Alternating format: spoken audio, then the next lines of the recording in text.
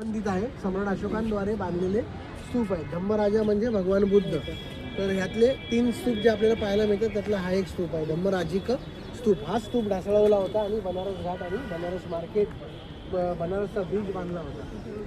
इथल्या विटांनी बांधकाम होता. आणि त्यानंतर तुम्हाला छोटे छोटे जे स्तूप दिसत आहेत ना, हे काय असतात माहिती तुम्हाला? हे स्तूप, हे छोटे छोटे स्तूप जे दिसतात सगळीकडे, जे त्या काळामध्ये या संग्रामामध्ये जे महास्थवीर आणि आचार्य होऊन गेलेले आहेत. संग्राम म्हणजे ही युनिव्हर्सिटी होती तेव्हाची, बुद्धिस्ट युनिव्हर्सिटी. मग इथे शिकवण्यासाठी जे आचार्य असतात, महास्थवीर असतात, मोठे भिक्षू, ते वेगवेगळ्या प्रदेशातून इथे आलेले असतात. त्यांची नियुक्ती झालेली असते आणि त्यांचं निधन झाल्यानंतर त्यांची जी देह असतो त्यांचा, तो देह परत पाठवू शकत नाही त्यांच्या घरी. कारण समजा आता एखादा भिक्षू असेल, MP चा असेल, मध्य प्रदेशातून, विदिशामधून आलेला असेल, सांचीमधून, तर त्यांचा देह इथून पाठवणार कसा? तो पाठवू शकत नाही ना, ते खराब होतो तो.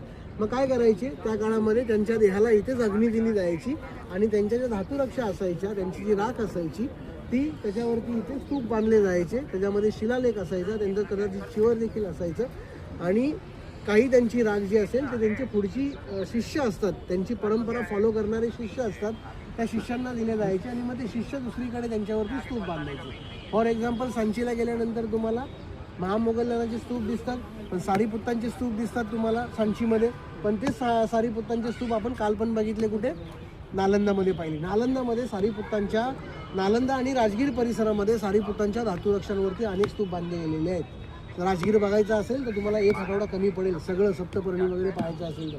बोधगया संपूर्ण आजूबाजूचा परिसर, म्हणजे त्याच्यामध्ये राजगीरही आलं, ते जर पाहायचं असेल तर कंप्लीट 10 दिवस लागतो. असं एक प्लॅन बनवला होता आम्ही, पण त्याच्यासाठी कोणी इंटरेस्टेड नसतं हे पाहण्यासाठी किंवा त्याचं अध्ययन करण्यासाठी. त्यामुळे ते प्लॅन कधी बनत नाहीत, ते असेच प्लॅन असतात आपले कधी आलं तर. तर आपण थेट आता थाई टेम्पलमध्ये लवकर बघून घ्या.